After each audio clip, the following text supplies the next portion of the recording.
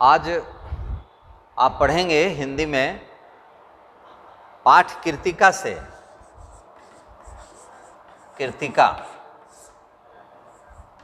कृतिका से आप ये पाठ पढ़ रहे हैं।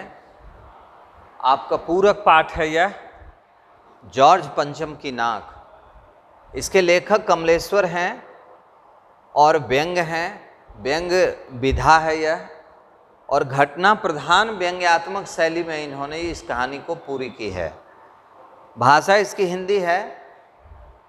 अब आपको यह समझना है और परखना है इस कहानी में कि जॉर्ज पंचम की नाक के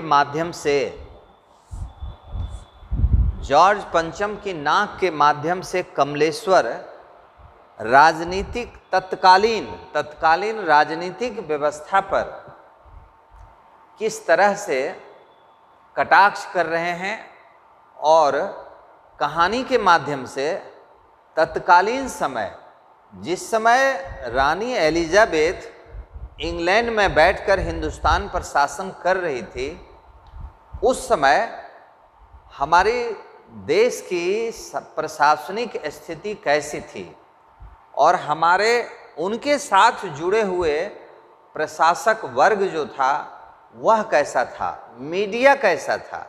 मीडिया की भी चर्चा हुई है और तमाम एक साम्राज्यवादी शासकों की जो पड़ताल की गई है, जो जांच की गई है, आप कह सकते हैं कि उस पर जो कटाक्ष की गई है वह आज भी आप देखेंगे कि राजनीतिक और मीडिया के क्षेत्रों में आज भी उसका असर दिखता है, आज भी उसका कहीं न कहीं प्रभाव है। इसलिए कमलेश्वर बड़े ही सजग कहानीकार माने जाते हैं। इनकी कहानियों में मध्यम और सामाजिक वर्गों की जो चिंता होती है वह चिंता इनकी कहानियों में गहरे रूप में उभरती है। और साथ ही कमलेश्वर की जो रचनाएं होती है, उस रचनाओं में तेजी से जो परिवर्तन होता है समाज में जो बदलाव आ रहा है, और इस बदलाव से जो सकारात्मक और नकारात्मक दोनों स्थितियां जो उत्पन्न होती है, उसकी भी चर्चा इनकी कहानियों में मिलती है। इनकी कहानियों में उस पर भी एक प्रकाश जो है, एक प्रकाश पड़ता है, और उस प्रकाश में हम अपने तत्कालीन समय को या वर्तमान समय को देख सकते हैं, परख सकते हैं, और या उसका हम मूल्यांकन भी कर सकते हैं, आप ये कह सकते हैं। तो इस तरह से हमारे बीच के कमलेश्वर बड़े सशक्त कथाकार हैं। प्रेमचंद के बाद नई कहानियों में इनका स्थान सर्वोपरि है। कमलेश्वर के साथ जो है 3 कवियों का एक ट्रायंगल बना हिंदुस्तान में नई कथा को लेकर, जिसमें कमलेश्वर आते हैं, राजेंद्र यादव आते हैं और मोहन राकेश आते हैं। ये 3 व्यक्ति जो हैं नई कहानी के जनक माने जाते हैं। इन्होंने कहानी की धारा को यथार्थ की भूमि पर, जैसे प्रेमचंद ने यथार्थ की भूमि पर लाया, और कमलेश्वर और मोहन राकेश और राजेंद्र यादव, ये 3 कथाकार ऐसे हुए जिन्होंने नई कहानियों को में एक शैली में, शिल्प में बदलाव लाया, और कहानियों में दोनों चीज़ों को इन्होंने रखा। बाहरी वातावरण तो थी ही, और उस पर परिवर्तन के दौरान जो भी चीज़ें सामने आ रही थी निकल कर, इस पर चर्चा की। तो ये एक विश्लेषण है एक लेखकीय जीवन पर, और एक लेखक को जानना चाहिए अपने पाठ से पढ़ने से पहले। अब आप देखेंगे कि जॉर्ज पंचम की नाक क्या है। नाक का अर्थ होता है, आप कह सकते हैं, प्रतिष्ठा। प्रतीक अर्थ है ये, प्रतिष्ठा प्रतीक अर्थ है। ये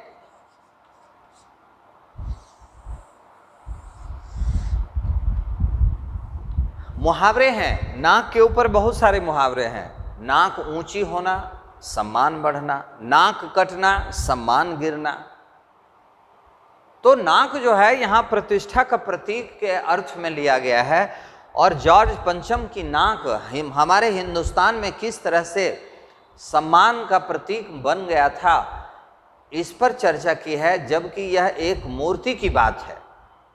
जॉर्ज पंचम इंग्लैंड से शासक हैं, इंग्लैंड के में रहकर भारत में शासन कर रहे हैं, वहाँ के राजा हैं, सम्राट हैं, और इस रूप में उनकी नाक की चर्चा हिंदुस्तान में हो तो यह इंग्लैंड के लिए भले ही गर्व की बात है, हिंदुस्तान के लिए नाक नीची होने वाली बात है, नाक कटने वाली बात है। ये लेखक इस बात को स्पष्ट किए हैं। कहानी की शुरुआत लेखक करते हैं कि रानी एलिजाबेथ इंग्लैंड से भारत पधारने वाली है, भारत आने वाली हैं, और भारत में उनके आने की तैयारियां बहुत ज़ोर शोर से चल रही है। चूँकि वो राजकुमारी हैं, रानी एलिजाबेथ, जॉर्ज पंचम उसके पहले के राजकुमार थे। तो इस तरह से रानी एलिजाबेथ जब आ रही हैं हिंदुस्तान, तो उनकी यह खबर जो है इंग्लैंड के सारे अखबारों में प्रकाशित हो रहा है। लेखक कहते हैं एक जगह है कि शंख इंग्लैंड में बज रहा है, गूंज हिंदुस्तान में आ रही है।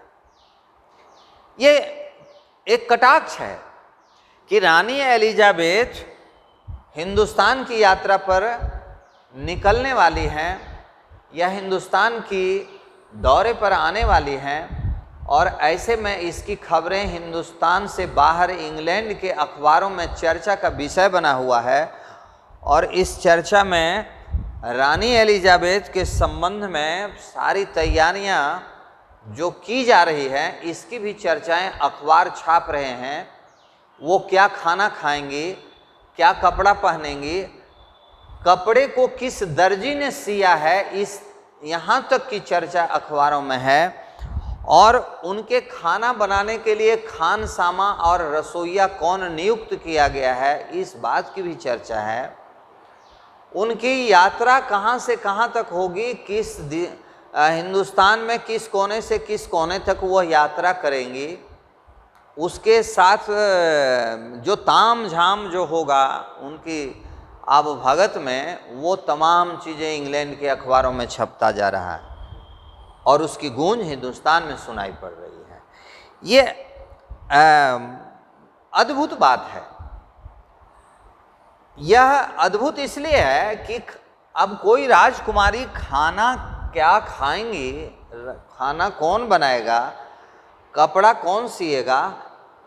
लेखक यहाँ यह दर्शाना चाहते हैं कि इन बातों से जो शोषित जनता है, जो उसके जनतंत्र का या उसके शासन का, उसके तंत्र का जो जनता हिस्सा है, कहते हैं इस खबर से जनता का कोई मतलब नहीं है, कोई ऐसी बात नहीं है कि जनता खुश है, जनता बहुत प्रसन्नचित है। एक त्यौहार के रूप में उनके आने पर जो है वातावरण बन जाएगा।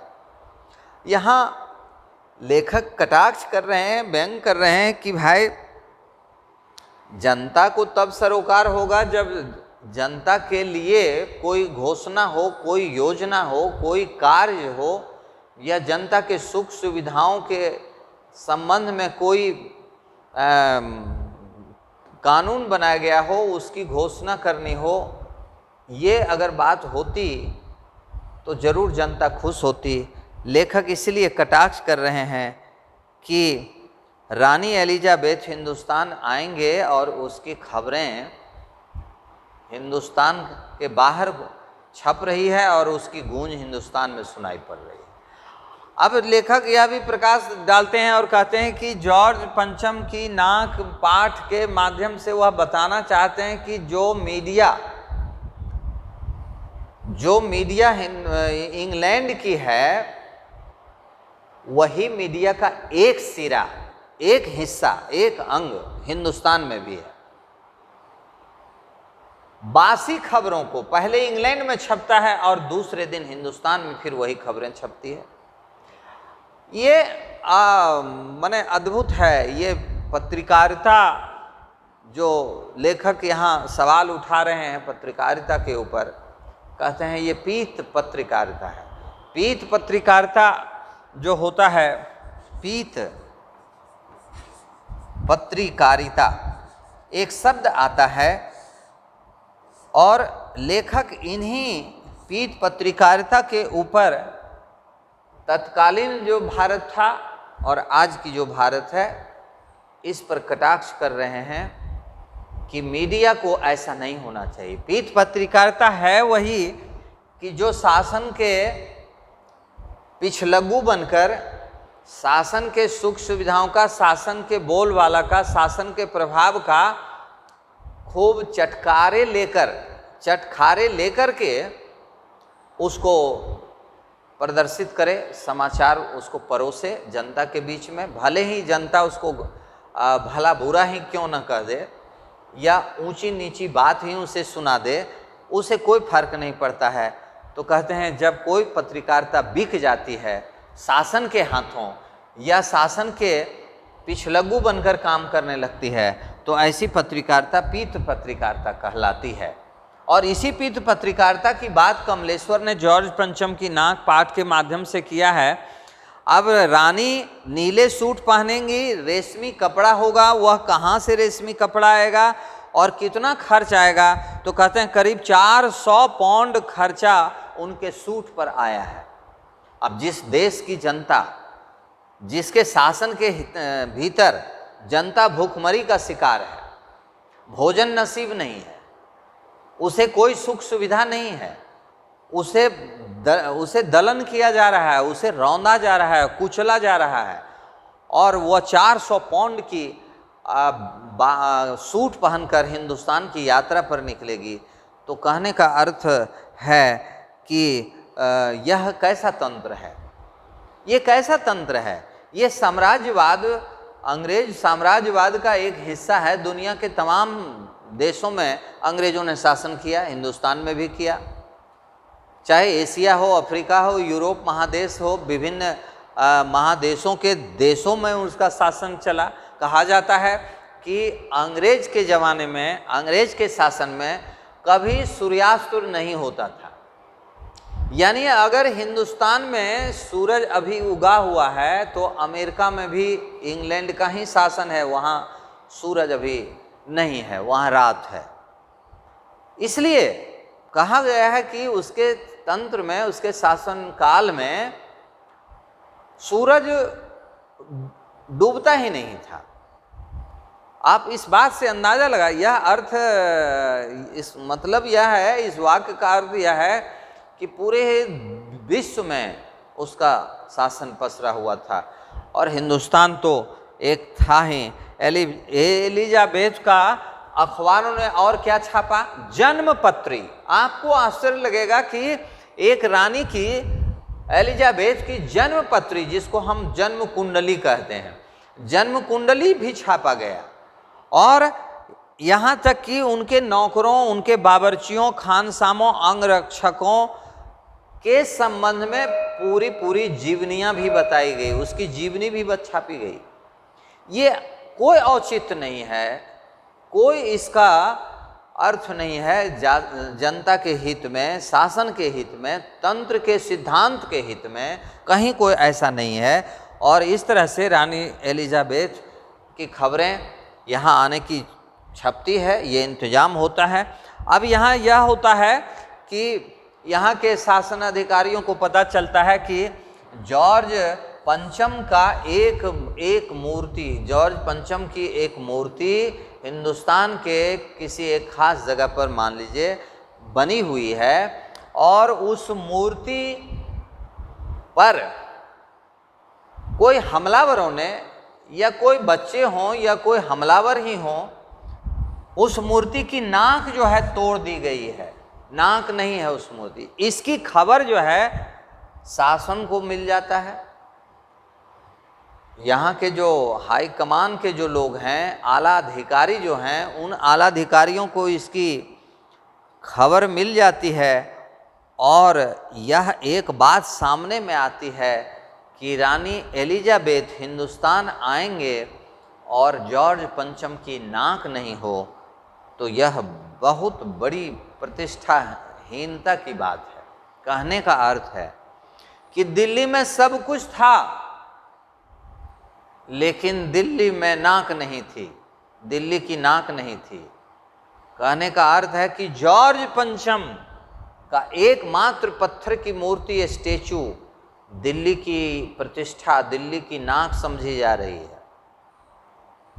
इसलिए कहते हैं दिल्ली में सब कुछ था, ऐशो आराम की सारी चीज़ें थी एलिजाबेथ के लिए, लेकिन नाक नहीं थी, अर्थात प्रतिष्ठा नहीं थी। और अगर यात्रा में एलिजाबेथ की नज़र ऐसी मूर्ति पर पड़ जाती है कि नाक नहीं है, तो कोहराम मच जाएगा। इसके लिए अब बड़ी चिंता होती है, यहाँ के अखबारों में छपता है, यहाँ के फिर मीडिया उसी पत्रकारिता के तहत जॉर्ज पंचम की नाक के संबंध में ऊंची नीची बातें लिखते हैं, हिंदुस्तान के विरोध में बातें लिखते हैं। और कहने का अर्थ यह है कि नाक लगाने की तैयारी जो आला अधिकारियों की शुरू होती है, वह छापने लगता है, जबकि इसका भी कोई अर्थ नहीं है देश हित के लिए।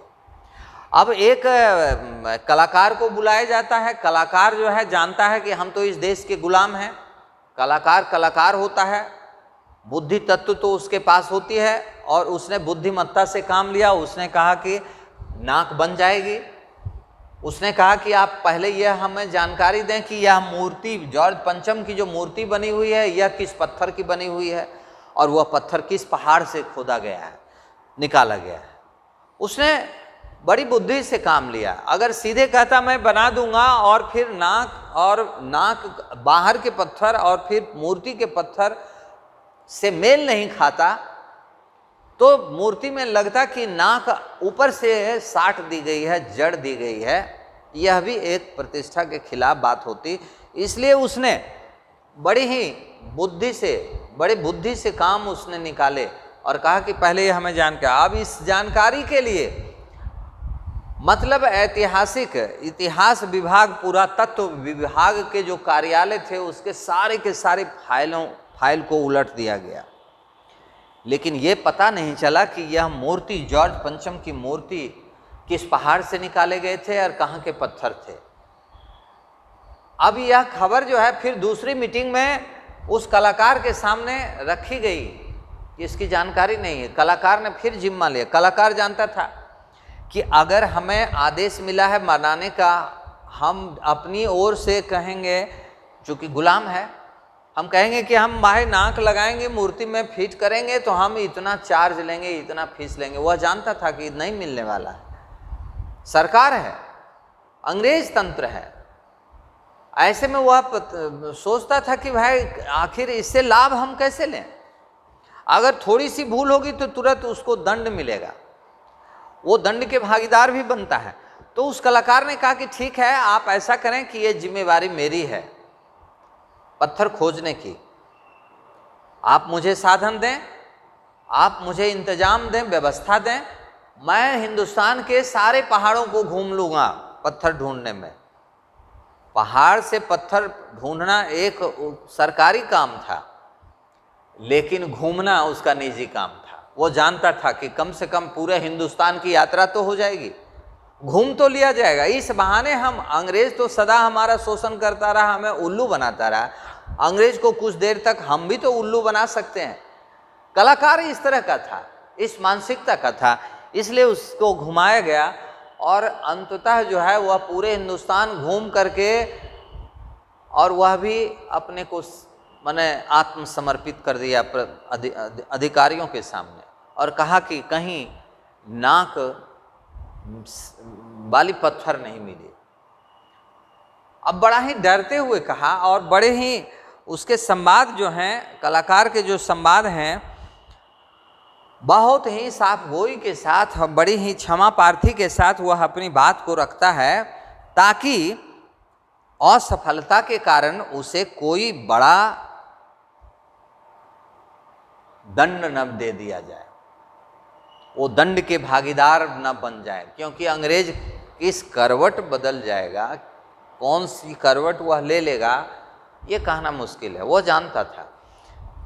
और इसलिए नाक नहीं मिली। अंततः जो है एलिजाबेथ के आने के पहले कलाकार ने बड़े ही गुप्त रूप से सारे पदाधिकारियों को कमरे से बाहर निकालकर एक पदाधिकारी से उसने विनती की कि इसका एक ही उपाय है।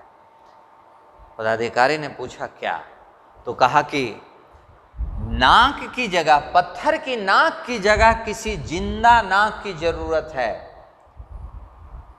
और अब इस जिंदा नाक, अब देखिए यहाँ यह भी कहा गया है कि जॉर्ज पंचम की नाक जो है दूसरे लाट अर्थात दूसरे देश की, जो हमारे देश में अपने देश में अपने ही देश के महापुरुषों की बहुत सारी मूर्तियाँ थी। रविन्द्रनाथ टैगोर थे, बहुत सारे सुभाष चंद्र बोस थे, सीमांत गांधी थे, बहुत जगहों पर उनकी भी मूर्तियाँ थी। तो ये समाचार दिया कलाकार ने कि भाई आप जॉर्ज पंचम की नाक जो है नहीं है, लेकिन यहाँ तो ये विषय बन रहा है कि हिंदुस्तान में अन्य मूर्तियाँ, अन्य लाटों की नाक ऊंची है, अर्थात उसकी प्रतिष्ठा ज़्यादा है, उसकी नाक है, जॉर्ज पंचम की नाक नहीं है, एक संकेत मिल रहा है। तो इस तरह से उसने जिंदा नाक लगाने की यह घोषणा की।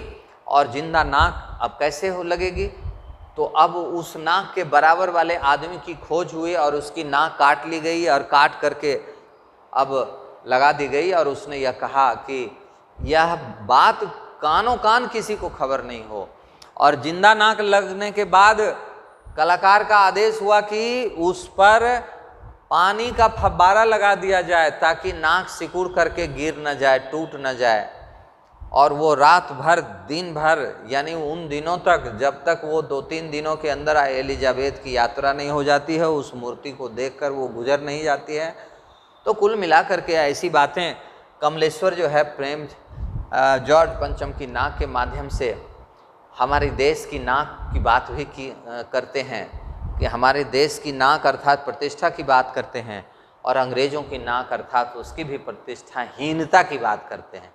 कुल मिलाकर जॉर्ज पंचम की नाक को लेकर और उसके शासन तंत्र पर एक करारा व्यंग है, खूब प्रहार है, और साथ ही शासन और पीठ पत्रकारिता जैसे तंत्र पर भी इस कहानियों में उसकी भी भूमिका को चिन्हित किया गया है और दर्शाया गया है।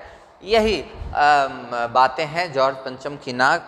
अब आप देखेंगे कि इसके प्रश्न उत्तर आप इसको लाइन बाय लाइन पहले पढ़ें, इसके संवाद पर ध्यान दें, इसके कथन पर ध्यान दें, और जो भी मैंने समीक्षा की, जो मैंने विस्तार से इस पाठ की चर्चाएं की, उस चर्चाओं को आप ध्यान में रखकर पढ़ेंगे तो आपको सारे अर्थ जो है निकल जाएंगे। सारे अर्थ, आपके संवाद के जो अर्थ हैं वो आपके सामने खुलने लगेंगे और आपके लिए प्रश्न उत्तर लिखना बिल्कुल सरल हो जाएगा।